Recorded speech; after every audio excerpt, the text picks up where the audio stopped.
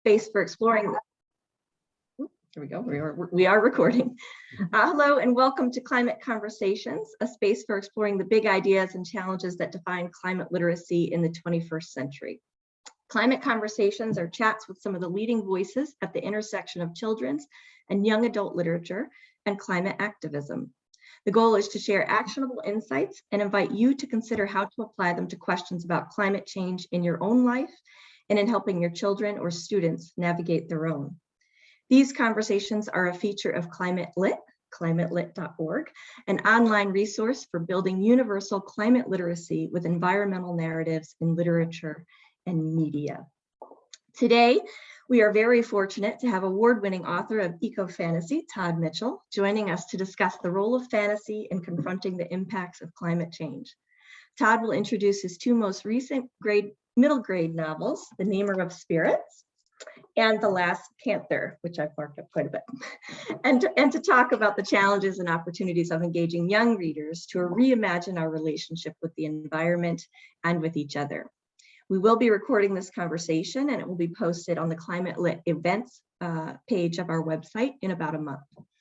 As far as introductions, I'm Rebecca Young and I am zooming in from Oneonta, which is located at the foothills of the New York Catskills and what the Iroquois called the place of the open rocks.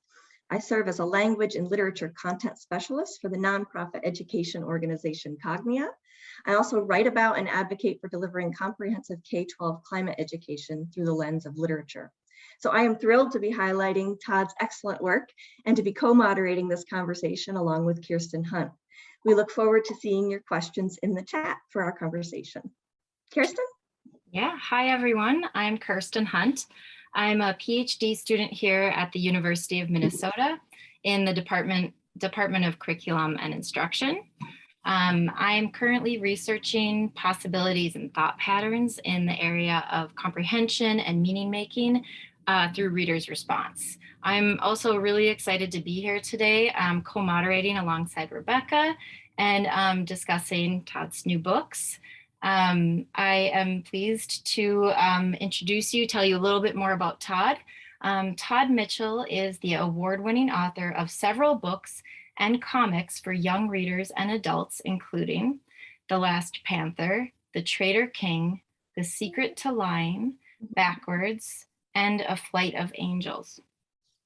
His two most recent books were just released by Owl Howl Press this fall, one for writers, artists, and other creators, currently titled Breakthrough: How to Overcome Doubt, Fear, and Resistance to Be Your Ultimate Creative Self, and a middle grade novel that's been optioned for film and TV development titled The Namer of Spirits. Yeah. Todd's books have twice won the Colorado Book Award, and his middle grade novel, The Last Panther, won several national awards, including the Green Prize for Sustainable Literature and the Green Earth Honor Book Award. In addition to his books, he's published short stories, essays, and poems in national and international journals. Currently, he serves as the director of the Beginning Creative Writing Teaching Program at Colorado State University. He lives in Fort Collins, Colorado with his wife, dog, and two wise daughters. You can visit to learn more about Todd. He has a website, toddmitchellbooks.com. I think it got thrown in the chat. I'm just, thank you so much for being here, Todd, and I'm going to turn it over to you if you'd like to share more about yourself and maybe give a little brief introduction of The Namer of Spirits and The Last Panther, if you could. Excellent. Well, thank you both for having me here, and thank you to Climate Lit, which is just an incredible resource. And I hope any educators out there will check it out and see how different books, mine included, can be used to address both climate change, but also other significant environmental and social issues that students are inheriting. So my most recent book is The Namer of Spirits, which just came out this October. And this seems timely. Today is the last day of fall, which always kind of throws me off. I don't expect fall to go into December, but here we are. Shortest day of the year almost. So The Namer of Spirits is the story of Ash. She's a 12-year-old girl who lives, it's in a fictional world. I call it a steampunk eco-fantasy. So steampunk meaning it takes place in a fictional 19th century. She lives in a frontier town that's at the edge of this huge cloud forest. And her village is being attacked by these Ilwyn, which are these angry forest spirits. One is kind of pictured on the cover. And Ash has a special ability to hear the true names of things and to name things with the names that she hears. And that becomes a way of both understanding and sometimes even reshaping what things are. And using her ability, she renames one of these Ilwyn and ends up going on an adventure with it into the forest, also with Fen, who is a indigenous forest boy in this book, to find out why the Ilwyn are attacking her village and what they can do about it. So it's a bit of an adventure. It's a pretty imaginative book. It has all sorts of unusual things in it. One is like these mist cats, which maybe you can see it on the back. That's Fen and a mist cat, and giant trees and villages and trees. And of course, because it's steampunk, it also has an airship and other stuff. So although this book is fantasy, it was actually inspired by real world reporting on rainforest destruction in the Amazon, reporting that Lulu Garcia Navarro did, a whole series of reports that she did with NPR about 5 years ago, that when I heard them, it completely changed my understanding of what drives deforestation, and how complex that issue is. So one of the things I want to do with this book is provide a fictional framework to delve into a real world issue like rainforest destruction, which impacts us all, and is incredibly important globally, without oversimplifying that issue. So a lot of the story comes from the complexity of what is driving that rainforest destruction in there. And there is an author's note at the end that helps readers see some of what inspired the story here. And I want to read two quotes that I have in this author's notes. One is from Ntoni, who's the leader of the Kaseji people, which is an indigenous tribe in the Amazon. And he said, "I don't know if you know this, but trees are like us. They talk like us. This is why I'm very careful about cutting them down. People hurt them a lot. If I cut down a tree, the kin will ask, 'Why did you kill my brother?'" And I think for many audiences in North America that I've spoken with, this kind of shifts their view of trees. We don't often think about trees being like us, talking like us, thinking like us, having kin. And part of what I wanted to get at with this story is with Ash's ability to listen and hear the true names of things, she's noticing things, connections between things that a lot of other people are missing. And she's trying to bring that to the attention of the other villagers there. Another quote here is from Antonio Donato Nobre, who is a climate scientist in Brazil.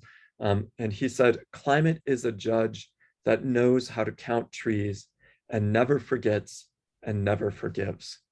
And a lot of climate scientists who've studied the Amazon have noticed that not only is the Amazon a rainforest that needs a lot of rain, it actually creates its own weather in what scientists have called a river in the sky.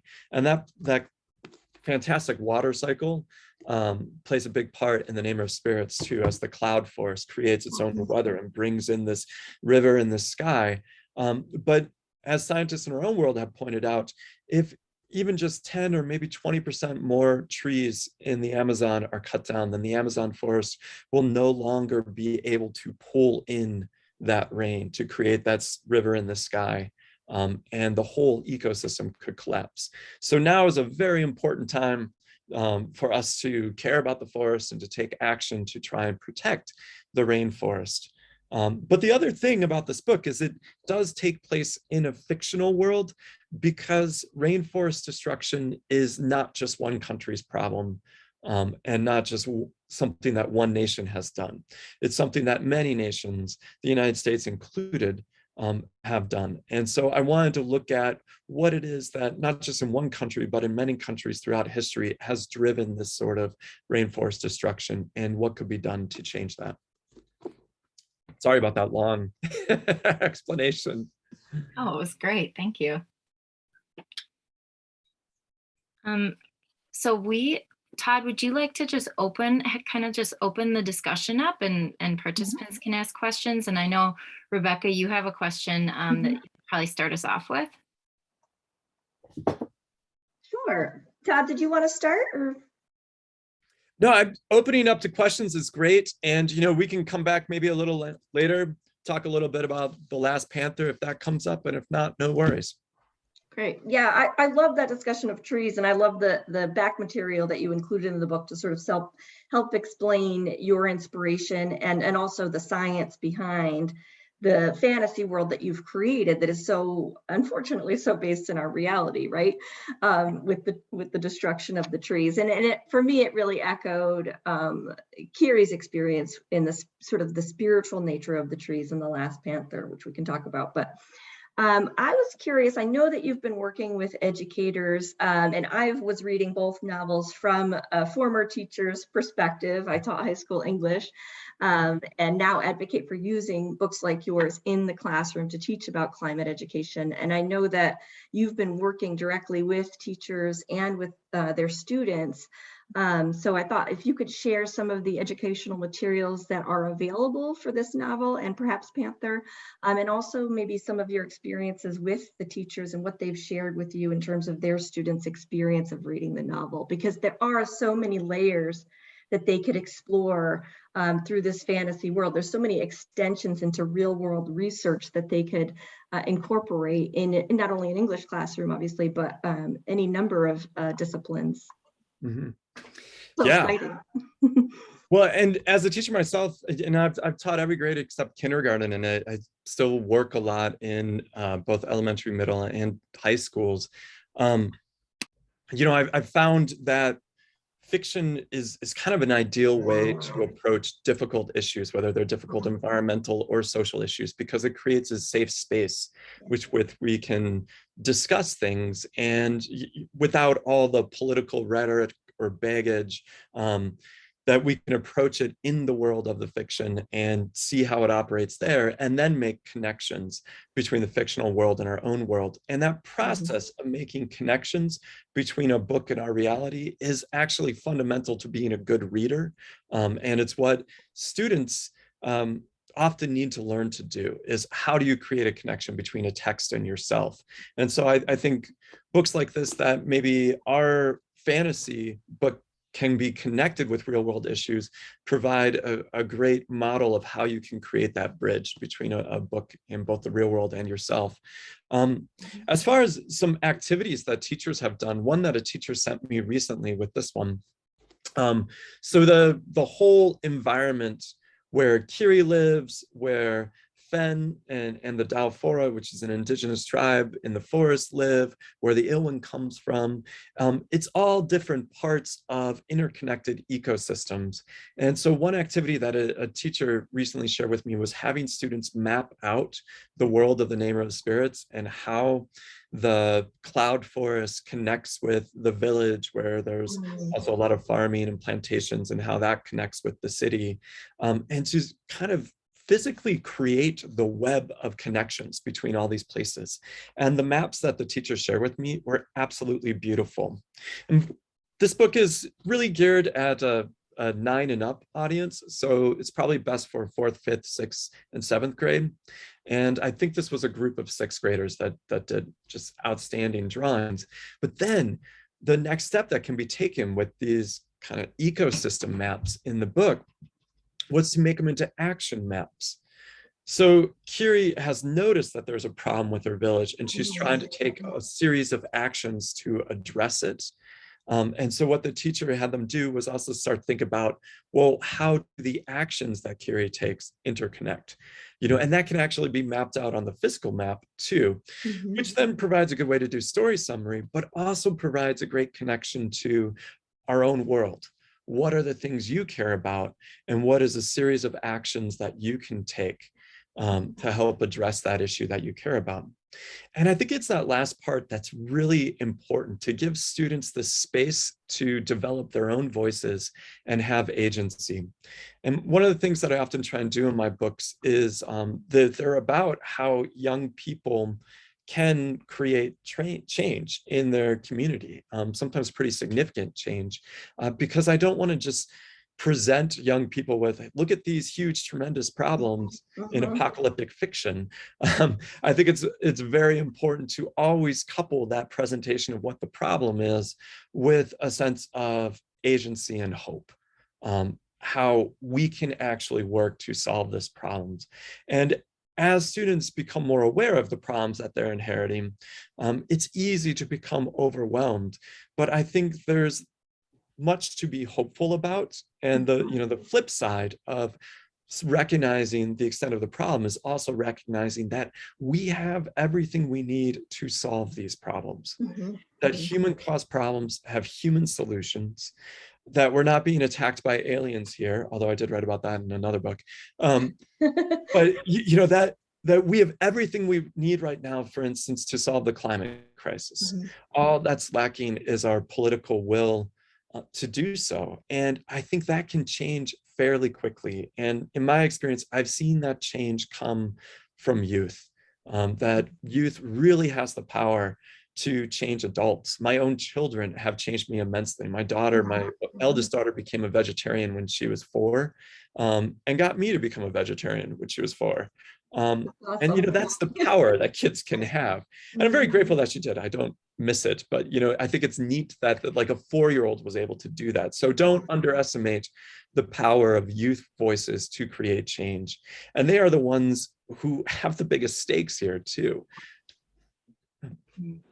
Well, and you've fostered those classroom conversations that your novels foster, hopefully do enter the home in those types of ways, right? That that it's less confrontational coming from their child, maybe, to talk about these things and have those sort of dinner conversations and think about ways that as a family we can make change that feel maybe less threatening than confronting it on a larger level. And I love too that as you say, what stood out for me with your novels, and I love them as an adult, so I would just open that reading audience a little broader. But thinking of it from a teacher's perspective, because you've embedded hope in both stories from the very beginning, really, like you've I think provided teachers an opportunity, sort of a rare opportunity, to be honest, in my experience with young adult literature, to talk about really difficult issues that are centered on, but also sort of related to indirectly climate change in a way that is less sensitive or less confrontational than it may otherwise be, by fostering, as you say, action that they can take from the novel into their real lives, and not leave the story with a sense of despair, but a sense of, hey, let's do something. And I think that's a real tool for educators that you've provided, and I'm thankful for that. Oh, thank you so much for saying so. Yeah, and and the flip side of that, though, is I also try and really present the problem realistically. Yes. Maybe I should mention The Last Panther, because this is a book that has some hard things happen in it, but I think ultimately, at least in my reading, has a happy ending. Or it shows how we can find a lot of light in that darkness and create a better future for ourselves. But this one is a story of Kiri. Kiribati is her full name. But Kiri, she lives in a post-climate disaster Florida swamp, kind of an undetermined future, with her biologist dad, who makes his living collecting rare both plants and other organisms that he then sells. And Kiri is really good at capturing things, in part because she understands them very well. And she captures the last known wild Florida panther. So that's the last panther on the cover. And then after she captures this panther, poachers and collectors want it, and she wants to try and find some way to protect it. And to preserve it as part of the wilderness, not just in a zoo. But she recognizes how like a panther separate from its habitat is not the same thing. And some teachers have sent me some really great activities that they've done with this book. All these activities that I'm mentioning, some are available on my website. Others, there's like discussion questions for teachers and stuff at the end. But this activity that I'll tell you about is available on my website under the Last Panther, I think, resources or book club kit or something. But it's a debate activity between these two groups in here, the Fugees or refugees who live on the coast, and characters called Wallers who live in these walled off city states in this post-climate disaster world. And they have different needs and interests. And so the debate activity that this Florida teacher set up was really fantastic way at looking at, as our world changes and we have different groups with different needs and interests and limited resources, how are we going to work that out? And for the record, I wrote this book before the Trump presidency and the whole build the wall became a big part of our national dialogue. But you know, it was, for me, it seemed kind of prescient that a lot of the issues that are being discussed are things that we have seen discussed in much more heated ways in our own culture. And so again, it provides a fictional landscape to have important discussions in a safer, non-confrontational, explorative way. Because the thing is for these big problems that we're facing, whether it's a refugee crisis, whether it's climate change or the interconnections between these things, is we need to engage our full imagination to be able to see the solutions. And I think fiction plays a really important part there in allowing us to imagine what solutions we can enact. I just have a follow-up question kind of to everything here. And I know we have a question in the chat too. Yes. But Todd, I'm wondering, you said that you've taught every grade except kindergarten. So I'm wondering about, you know, The Last Panther and The Name of the Spirits are kind of this, you know, middle grade novel. But like as Rebecca was saying, I also found them very engaging, and I always recommend YA to adults. I'm like, don't be dismayed by the YA title. But do you, this idea of, you know, having imagination and having hope when confronted with these enormous problems and this space that a book set in a different reality, like, gives us the space to be able to work out some problems. Do you, what, you know, like, why that age in particular? Do you focus on middle grade? And do you see any like books that are really helpful for adults that are maybe, you know, written up more for adults? So it's just something I'm wondering about when we think about like middle grade students and why behind that, but then also how much adults need that measure of hope and imagination as well. Yeah, adults do. It's something that I'd like to see reflected in adult literature more. But I do think one of the things that attracted me to writing both middle grade and young adult is these stories can be just as complex as adult novels. Because as I think anybody who's worked with, especially 5th and 6th graders, like, one of the things that fascinates me about those ages is they have very adult minds, you know, as they're starting to ask big questions and think about the world in ways that are incredibly perceptive and insightful, but that they're often not, I guess, hampered by a lot of the baggage that we might bring to issues. So sometimes they are very clear seeing. But middle grade is where you start getting novels that have real ethical dilemmas and real moral complexity in them. And that fascinates me because I think literature is a great way to work out some of our big ethical and moral problems. And for us, you know, as individuals reading these books, to think about, well, as I confront ethical and moral issues in my own life, where do I stand? So with young adult, especially, and over 50% of the readership for YA books are adults.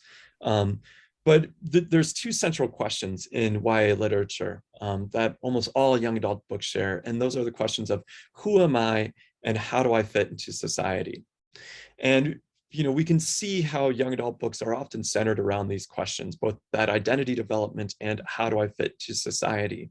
But what's interesting to me is these are not questions that we fully resolve in adolescence. All the interesting people I've known in my life are people who've continued to ask themselves those same questions over and over and over again. So I don't really see adolescence as this discrete period that once we get through, oh, I've answered the question, who am I and where I fit in society, now I'm done with that. No, it's we go through adolescence again and again and again in our lives. And I find that young adult books can be really helpful and instructive there. So if I'm to think of, well, what is it that actually differs middle grade and YA from adult books? It is that I think a lot of writers for kids and teens feel an obligation to tell maybe even a more holistic story. We can't just focus on the problems. We have to also look at what is hopeful in this. We have to see that change is possible.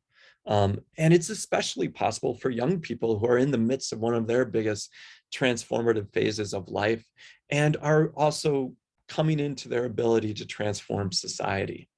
So I don't think that hopeful message that I often find in middle grade and young adult books is a lie. I think it's actually a more holistic truth about the situation that we're in. And I'll just say, as a person who cares a great deal about the environment, that I went through almost 2 decades of pretty severe eco grief. And seeing places that I love, well, in Colorado, seeing places that I love burn in record-setting fires. I also love the ocean. I love snorkeling and coral reefs. And over the last 10 years, I've seen a lot of the coral reefs that I love die. And these are all impacts of climate change. And it's well documented how our changing climate is both increasing ocean acidity and ocean heat, increasing coral bleaching events, and so forth. But the facts and figures don't tell the full story. They can't convey the emotional connection that a person feels to these places and the changes that are happening. And so I think fiction is very important in giving that wholer story, but also giving the more hopeful story of how we can fix this. It is not too late. We need to act. We need to turn our anxiety into action, but we can fix this.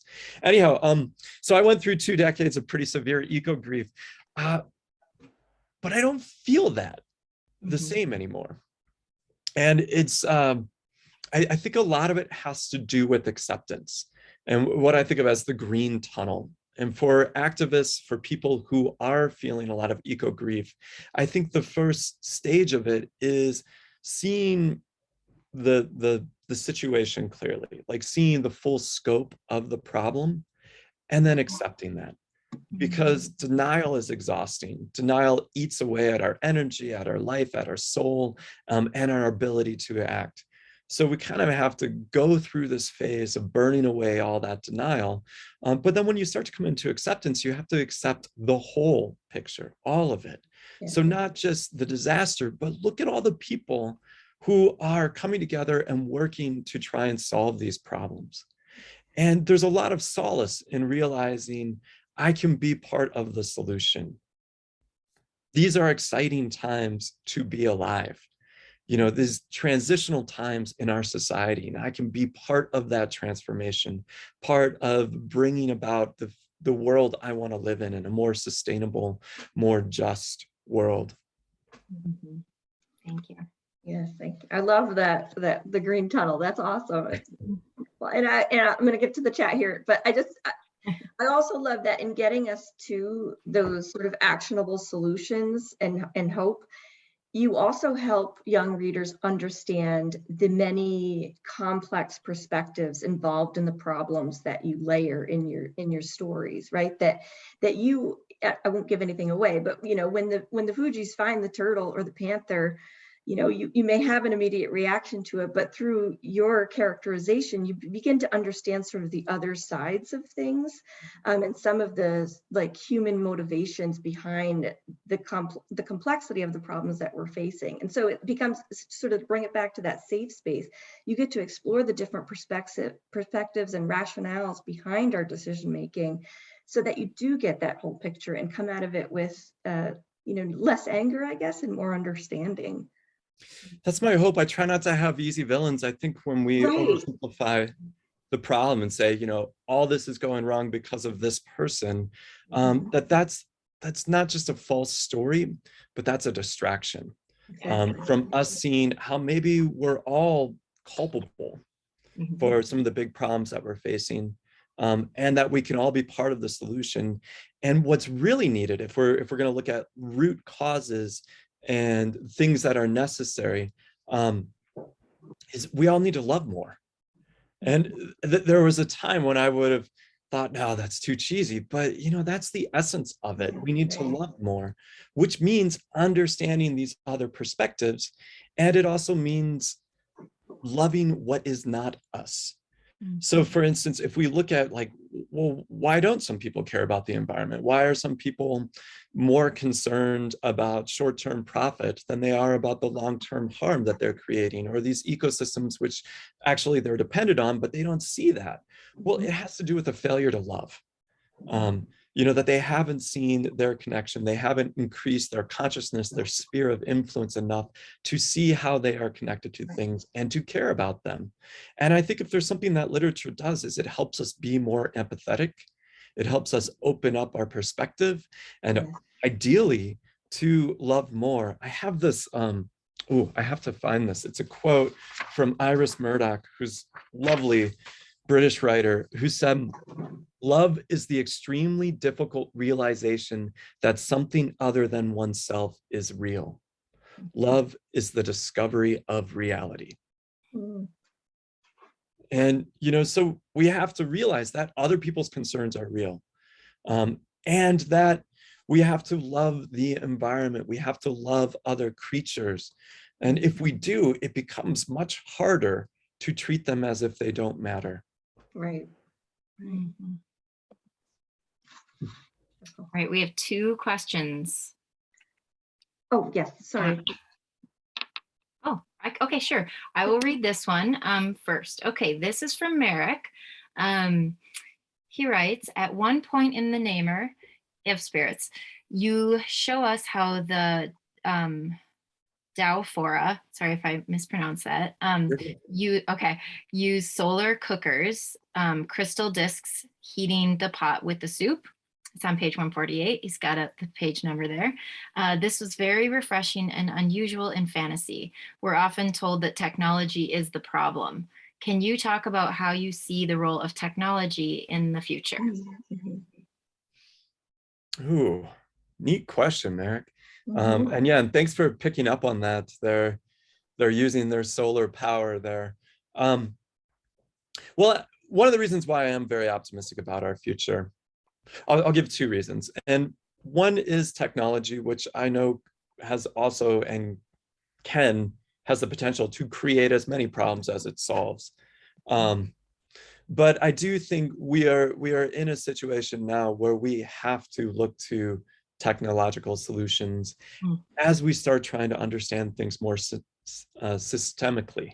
I think a lot of the problems that we've caused with technology have been caused by seeing things through too narrow of a lens. So as we think of the whole system that we're creating, technology is going to be part of that system. I have an electric car and I love it. In fact, I was kind of lucky because after we got an electric car 2 years ago, I thought, wow, anybody who drives an electric car is not going to want to go back to gas. I mean, it's just so much more pleasurable to drive. And for me, just like the relief from guilt, because our house is solar and wind powered, it's 100% solar and wind powered. And I'm a teacher, I don't have like a big salary, but these are also the things that I save up for, because lowering my own footprint and living sustainably is living my values, and that feels good. And by the way, I'm going to make a little diversion here, but I think for environmentalists, what we really have to focus on is delivering a message that shows that caring about the environment is not about lesser, it's about more. Meaning it's not about feeling all this grief and the weight of caring. It's that when you understand your connection to the environment, you enjoy life more. Right. That we have to reclaim joy in the movement and show how the reason to be an environmentalist is so that you are living your values, you're aligning yourself with life, you're feeling that energy, and you're part of a movement that's part of a solution that helps you feel good. And so, you know, there's a lot of reasons, for instance, to get an electric car. But one of the best is just, you're going to enjoy it. You know, it's very enjoyable to drive an electric car. And even the speed and the acceleration, the quietness, all this stuff. But I was lucky because when I got one and I was like, wow, this is so much better. Then that helped me see the value of the technology in a much broader sense. I also have an electric bike, and I can go almost anywhere that I used to go with a car on my electric bike, which is also just a lot of fun. So I'm a bit of a gearhead. I am into the technology, and technology plays a big part in The Last Panther too, which I guess technically would be a cli-fi book, you know, some science fiction in there.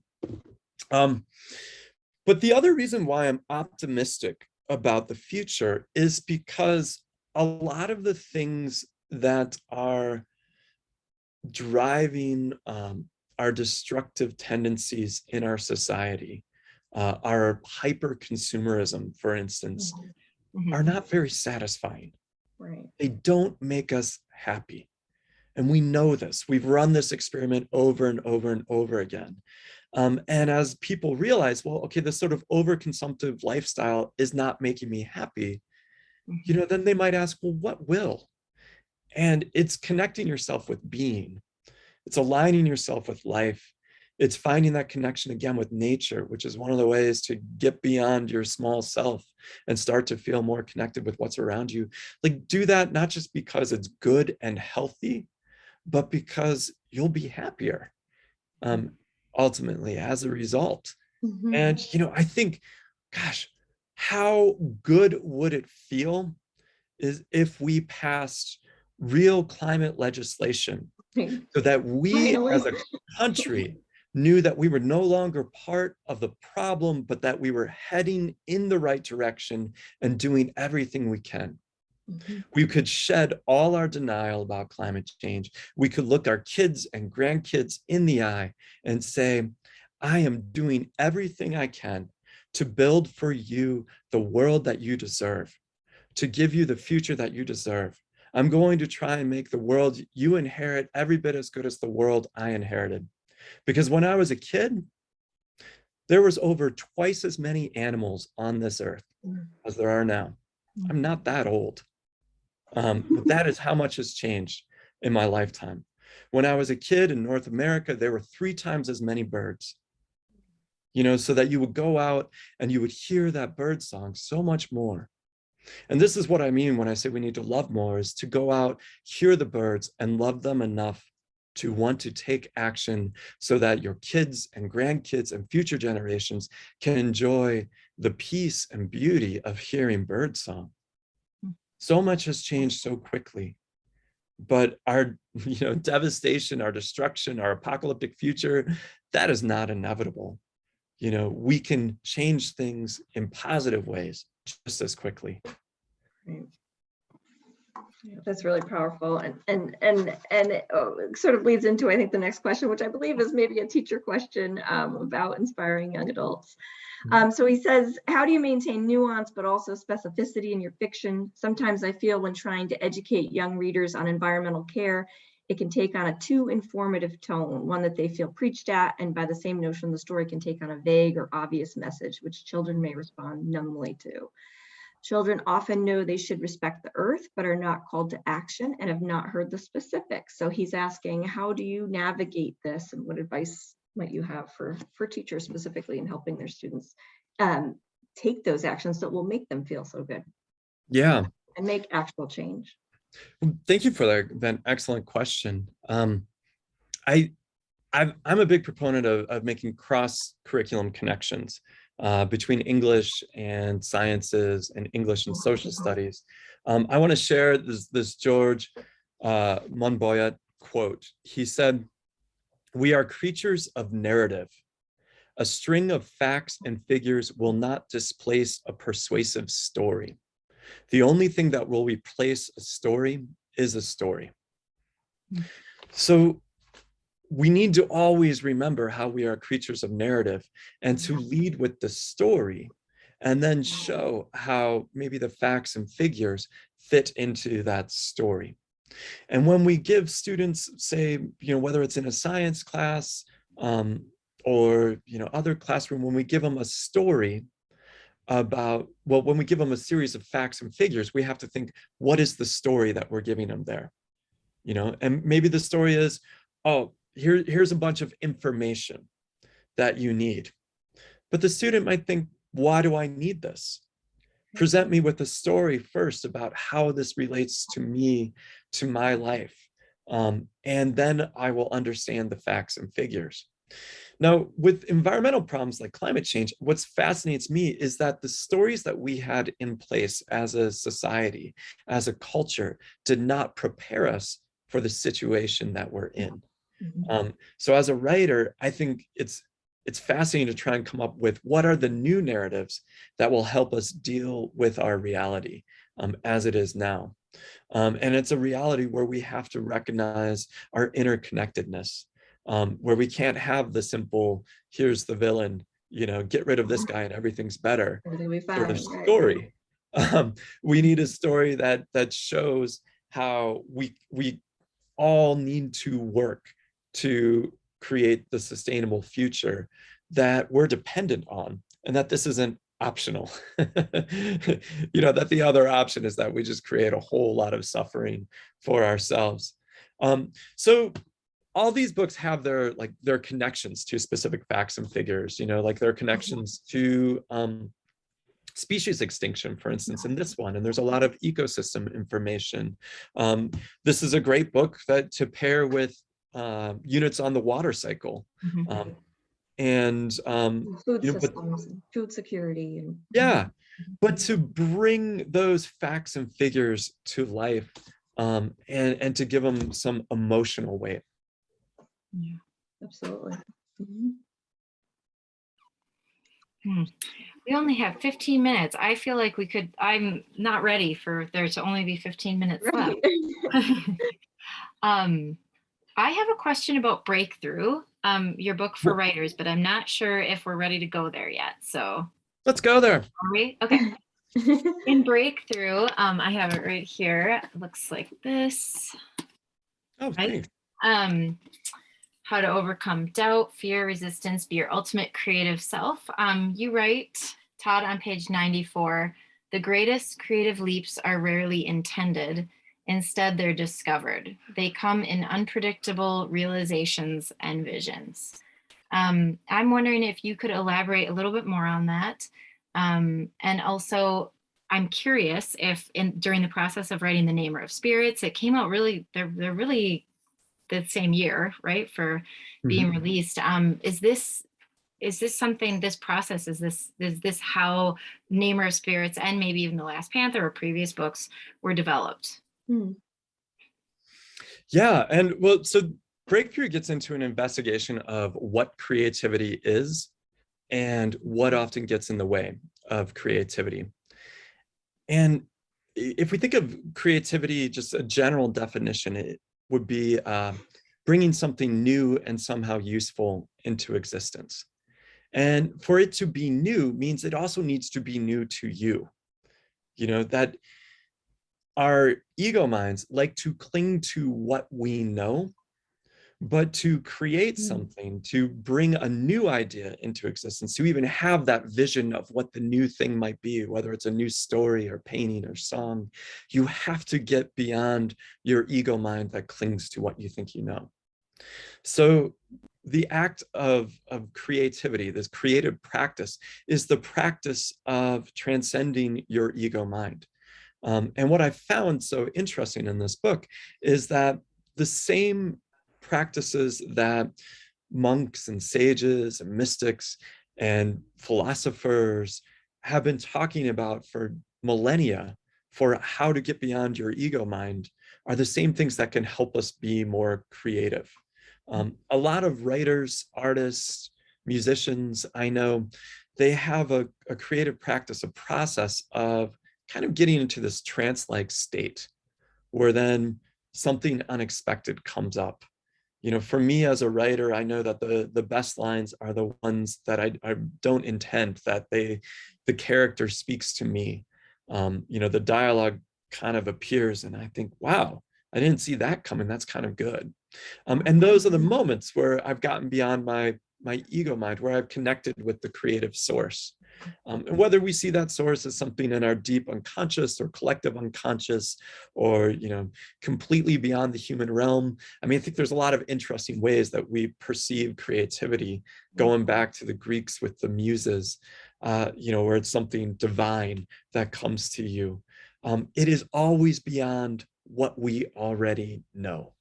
And it has to be for it to be new. So it's this process of connecting with something beyond yourself, opening yourself up to it and trying to channel it into existence, and then enacting that vision for others to see.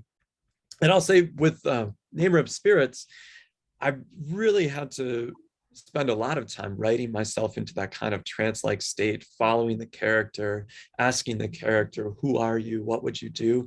But some pretty, I think, unusual things came up in this book, where it's almost like waking dreams. You know, you're dreaming on the page. And I love the way that those dreams can often speak to us about maybe deep concerns and desires and fears. That fiction is often the play place of society's dreams, and sometimes their nightmares too. The play place, that's great. Yeah, I love that. And in Namer, there is moments, I mean, I think towards the end too with Fen, and I won't give anything away, but this discovery of Fen, not in the beginning, but sort of who he really is, felt really like unexpected. And I felt really excited about that, because it didn't feel like it was following like a typical sort of wrap it all up.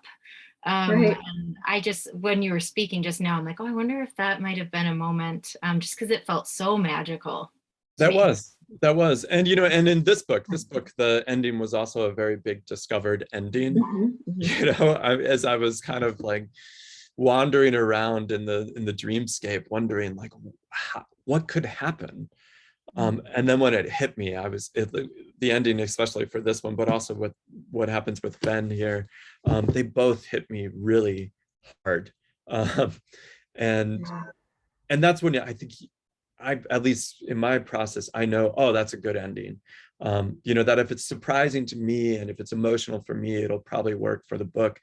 Always when I set out to write a book, I have some sort of outline and idea of what I think the book's about, and I am always wrong.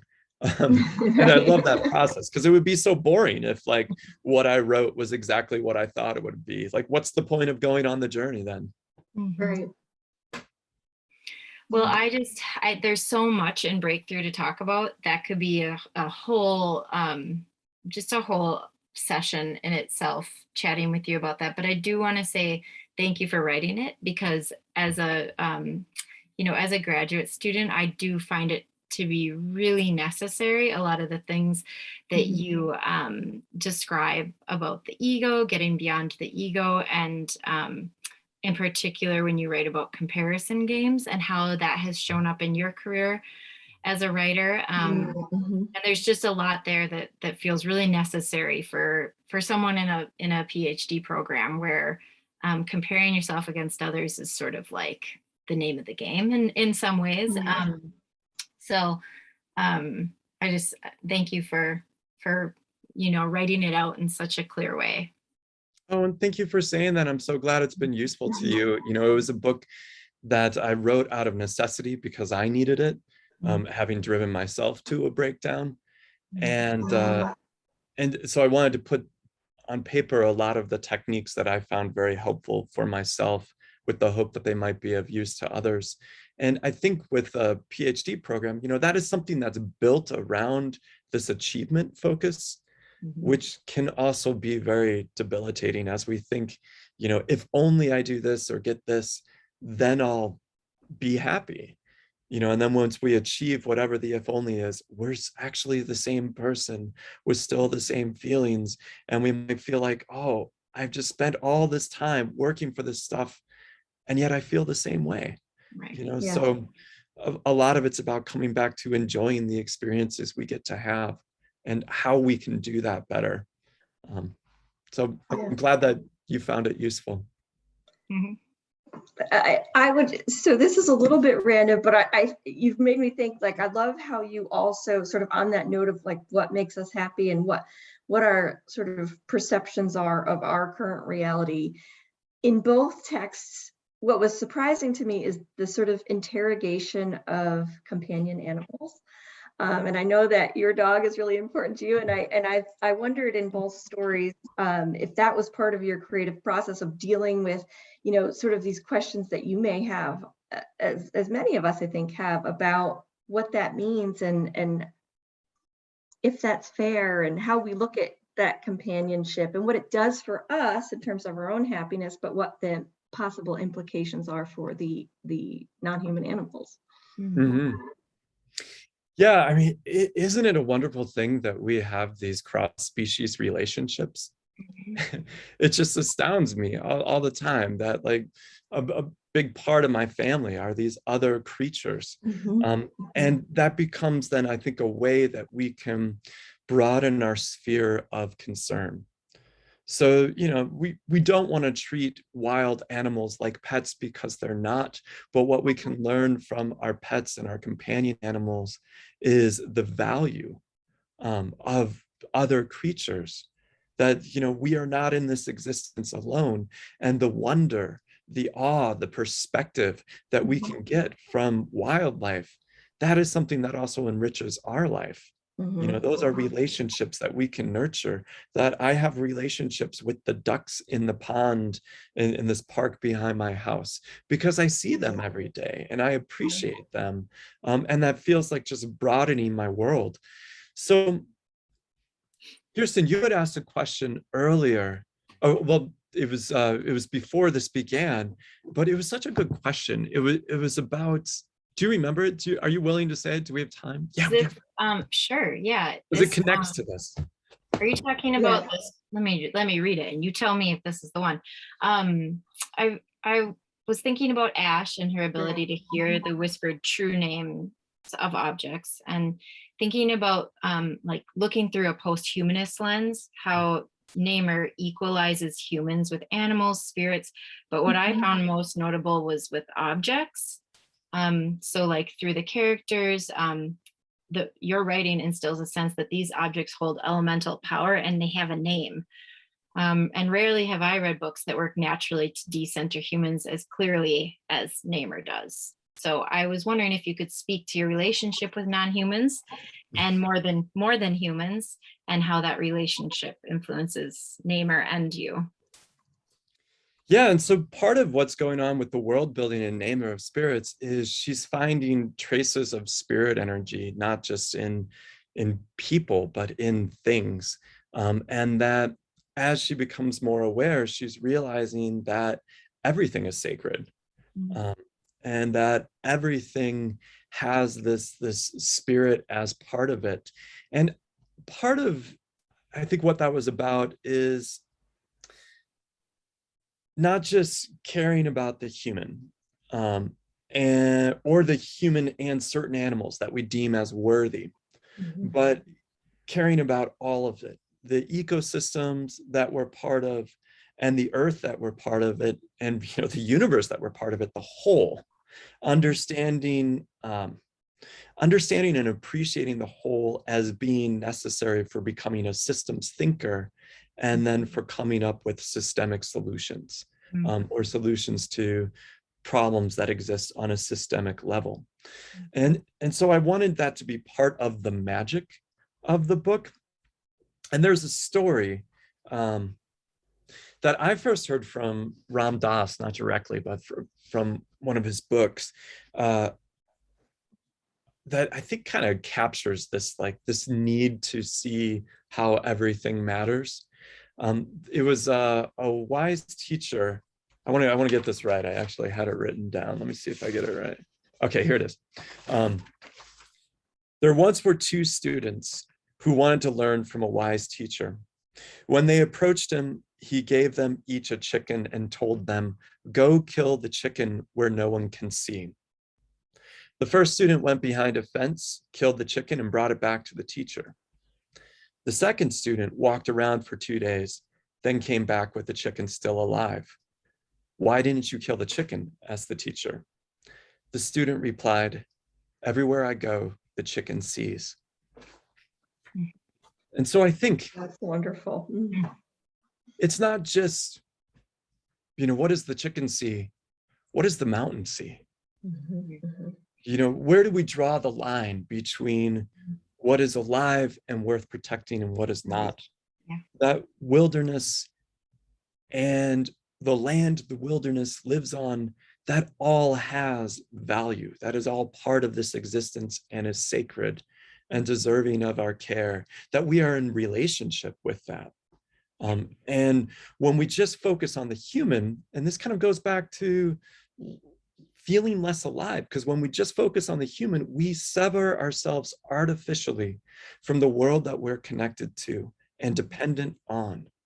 And so then we feel less alive. Like the reason to be an environmentalist is to feel your connection and feel more alive, and then align yourself with that life and live your values. Like that will ultimately, like it's so energizing. It's a lovely thing to do. And so as we live life and we have that sense like, oh, I've got more and more and more, why aren't I happier? Why don't I feel more alive? What have you cut yourself off from? To have that small self notion of having more, what did you disconnect yourself from? And how can you reforge that connection, feel it again? Thank you for the question. Thank you for the answer. Yeah. I've got really weird cryptic notes written down. I'm going to have to watch the recording. I love that you are bringing these messages to the classroom, Todd. I really enjoyed our conversation. I'm sorry that we're out of time because it was really interesting. And thank you so much for taking the time to be with us. Oh, thank you. Thank you for hosting this. And to any teachers out there, I am happy to do free Zoom meetings for schools. I just request that they order 10 or more of my books. That keeps my publisher happy. But especially during COVID times, I really feel students need ways to create personal connections to reading and writing. And it's, my hope as a writer, I can be a credible messenger, just saying, and by the way, I'm dyslexic. I was really terrible at writing in school. So I love working with students who struggle with writing or have started to self-define as they're not great writers, because that was me. So to connect with those students in particular is very important to me. Absolutely. So if any teachers, they can find a way to connect with me on my website. Wonderful. Thank you. Thank you, Todd. I'll give a little plug for Climate Lit here at the end. So of course, thank you all for joining, and we hope to see you again soon.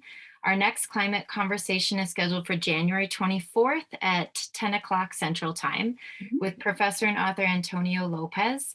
This talk is titled Eco Media Literacy, Teaching About the Environment with Media. You can learn more about the event and register to attend on the climatelit.org events page.